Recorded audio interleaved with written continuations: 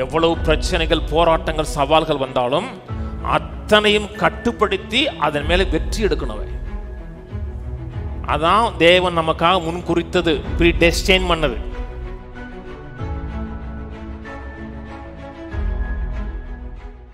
தம்முடைய குமாரன் அநேக சகோதரருக்குள்ளே முதற் பேராரனுடாய் இருக்கும் மட்டு தேவன் எவர்களை முன்னறிந்தாரோ அவர்களை தமது குமாரனுடைய சாயலுக்கு ஒப்பாயிருக்கும்படி முன்கரித்திருக்கார். தேவனுடைய அல்டிமேட் பர்பஸ், தேவனுடைய ப்ரீஆர்டைன்டு ப்ரீடெஸ்டைன்டு நோக்கங்கிறது நான் ஒவ்வொருவரும் குமாரனுடைய சாயலை போல இந்த உலகத்தில் பிரதிபலிக்கக்கூடிய ஆளாக இருக்கணும்.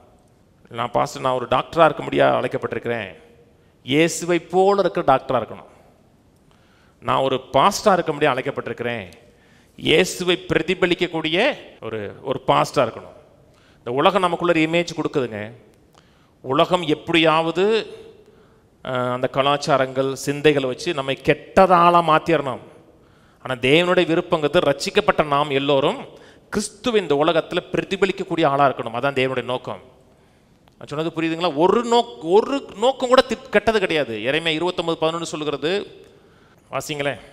நீங்கள் எதிர்பார்த்திருக்கும் முடிவை உங்களுக்கு கொடுக்கும்படிக்கு நான் உங்கள் நினைத்திருக்கிற நினைவுகளை அறிவேன் என்று கர்த்தர் சொல்லுகிறார். அவைகள் தீமைக்கல்ல, சமாதானத்துக்கு. கர்த்தர் நம்முடைய வாழ்க்கை குறித்து திட்டமிட்டிருக்கிற, நோக்கமற்றிருக்கிற ஒரு நினைவுகள், ஒரு பிளான் கூட கெட்டது கிடையாது. ஒரு பிளான் கூட கெட்டது கிடையாது. அத்தனை பிளானும் நல்லது. அவர் வைத்திருக்கிற அத்தனை திட்டங்களும் நல்லது. நான் சொன்னது புரியுதுங்களா? இல்லை பாஸ்டர், நான் சொதப்பிட்டேன், நான் தேவனுக்கு பிரியமில்லாத வாழ்க்கை வாழ்ந்துட்டேன், கர்த்தர் இன்னும் நேசிக்கிறாரு, இன்னும் உங்களை நேசிக்கிறாரு. உங்களுக்காக வைத்திருக்கிற எந்த திட்டங்களும் தீமையானது கிடையாது. இல்லை பாஸ்டர், நான் பாவம் பண்ணிட்டேன், கர்த்தருக்கு பிரியமில்லாத வாழ்க்கை வாழ்ந்துட்டேன், கர்த்தரனை அழிச்சிருவாரோ, கர்த்தரனை ஏற்றுக்கொள்ள மாட்டாரோ, நிராகரிச்சிருவாரா? கிடையாது. அவர் இன்றைக்கும் உயிர்த்தெழுதலும் ஜீவனும் உள்ள தேவனாக தான் இருக்கிறார். நீங்கள் என்ன தவறு செய்திருந்தாலும், என்ன தேவனுக்கு விரோதமாக காரியம் செஞ்சிருந்தாலும், தேவன்கிட்ட வந்து ஆண்டவன் உமக்கு முன்பாக நீ சரண்டர் பண்ணுறேன், உண்மையை நான் கனப்படுத்துகிறேன்னா சாம்பல்லேருந்து கர்த்தர் சிங்காரத்தை கொண்டு வருவார். அதான் கர்த்தருங்க. மக்கள் சில நேரத்தில் நினைக்கிறாங்க, நான் மட்டும் பாவம் பண்ணாமல் இருந்தேன்னா, நான் மட்டும் கர்த்தருக்கு பிரியமான ஆளாக இருந்தேன்னா, ஒரு தவறுமே செய்யாத ஆளாக இருந்தேன்னா நான் எப்படி இருப்பேன் தெரியுமா? எப்படி இருப்பீங்க? பரிச்சையாக இருந்திருப்பீங்க. ஊரில் எல்லாரையும் நிரலிட்டு இவன் சரியில்லை, அவன் சரியில்லை, அவன் சரியில்லைன்னு இருப்பீங்க. பாஸ்டர் அப்போ செய்ய சொல்கிறீங்களா? சரியில்லை. நீங்கள் எந்த விதத்தில் விழுந்தால் கூட, தேவனுக்கு பிரியமெல்லாம் இருந்தால் கூட, நீங்கள் தேவன்கிட்ட வரும்பொழுது கர்த்தர் தாழ்மையும் நன்றி உணர்தலையும் உங்களுக்கு ஏற்படுத்தி கொடுப்பார். அதான் நன்மைக்கு எதுவாக மாற்றி கொடுக்கிறது. நடந்த பாவமோ தவறோ தேவனுடைய திட்டம் அல்ல. தேவனிடத்தில் அன்பு கூறி தேவனிடத்தில் வர்றேன் பார்த்தீங்களா, நான் குமாரனுடைய சாயலை போல இருப்பேன் அப்படின்னு தீர்மானித்து வர்றேன் பார்த்தீங்களா, அவனுக்கு தேவன் ஒரு புதிய வாழ்க்கை கொடுப்பார். சென்றடைய வேண்டிய லக்கு என்ன? கிறிஸ்துவுடைய சாயல். எந்த இடத்துல விழுந்தேன், எந்த இடத்துல தவறு செஞ்சேன், எந்த இடத்துல தப்பு பண்ணேன், அதே இடத்துல விழாமல் இந்த கிறிஸ்துவை இந்த பூமியில் நான் மகிமைப்படுத்தணும், கிறிஸ்துவை போல வாழணுங்கிற அந்த பிக்சர் கண்ணுக்கு முன்னாடி இருந்துச்சுன்னா, இதை விட்டுட்டு அந்த பிக்சரை வெளியே காமிக்க ஆரம்பிச்சிருவோம். தேவனை இந்த உலகத்தில் காமிக்க ஆரம்பிப்போம், கிறிஸ்துவுடைய சாயலை காமிக்க ஆரம்பிப்போம். இதுக்கு முன்குறித்திருக்கிறார், குமாரனுடைய சாயலுக்கு ஒப்பாய் ரட்சிக்கப்பட்டோம், நீதிமானாக்கினார், பரிசுத்தப்படுத்தினார். எதுக்கு? குமாரனுடைய சாயல். எல்லாம் கவனிங்க. மனிதனை கர்த்தர் படைச்சார் இல்லையா? படைச்ச உடனே அவன் மேலே ஒரு சாயலை வச்சார். ஒரு சாயலை சுமந்து போகிறவனாக இருந்தான். எந்த சாயல்? தேவ சாயலை இந்த பூமியில் இமிட்டேட் பண்ணுறவனாக இருந்தான். நல்லா கவனிங்க. மனிதன் பாவம் செஞ்சான். பாவம் செய்கிறதுக்கு முன்னாடி கொஞ்ச நாள் பாவம் இல்லாமல் வாழ்ந்தான் தெரியுமா? அவனுக்கு சிருஷ்டித்தாரு, ஒரு தோட்டத்தை கொடுத்தாரு, அடுத்த நாள் உனக்கு பொண்டாட்டியை கொடுத்தாரு, அடுத்த நாள் பாவம் செஞ்சிட்டான். அப்படித்தான் நம்ம பார்ப்போம். என்ன அடுத்தடுத்து இருக்கு இல்லையா? அவன் எவ்வளோ நாள் பாவம் இல்லாமல் வாழ்ந்தான் நமக்கு தெரியாது. அந்த சாயலை வெளிப்படுத்தி ஒரு பீரியட் ஆஃப் டைம் வாழ்ந்தான். உடனே பாவம் செஞ்சு விழுந்துடலைங்க. ஒரு பீரியட் ஆஃப் டைம் வாழ்ந்தான். நம்ம தேவ மகிமையை சுமந்து வாழ்கிறத என்னன்னு நமக்கு தெரியாது. ஏன்னா நம்ம வாழ்கிற உலகம் விழுந்து போன உலகம், பாவம், கொலை, தீட்டு, வஞ்சகம், பொறாமை அப்படி நிறைந்த உலகம்.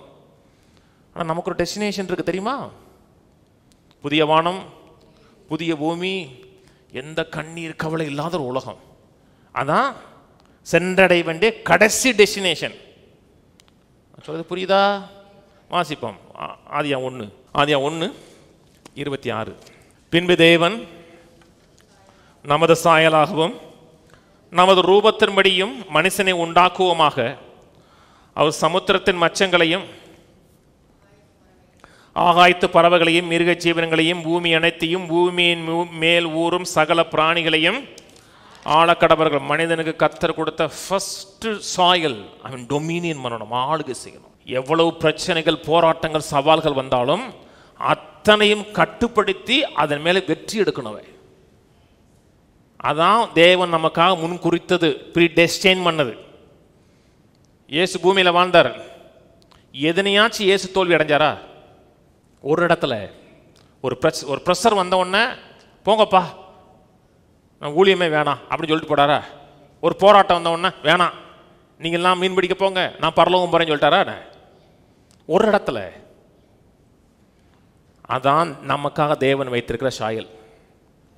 எவ்வளவு பிரச்சனைகள், போராட்டங்கள், சவால்கள் வந்தால் கூட விக்டிமாக மாறிடக்கூடாது. விக்டிம்னா என்ன? சூழ்நிலை கைதியாக மாறிடக்கூடாது.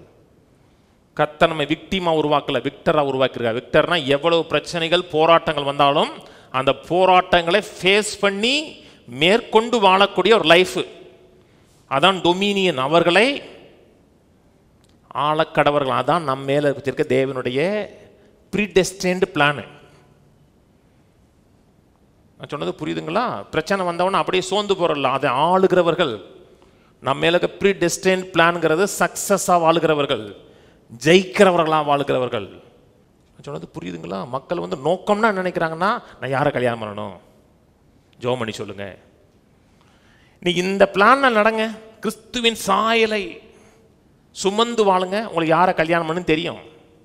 நான் எங்கே போகணும் அப்போ இருக்கட்டும், என்னவா இருக்கணும்னு நினைங்க. என்ன பிரச்சனைகள் வந்தாலும், போராட்டங்கள் தான், நான் டொமினியன் பண்ணுமே நினைங்க. அதான் நம்மையில இருந்த தேவன் முன் குறித்து வைத்திருக்கிற தேவனுடைய சாயல்.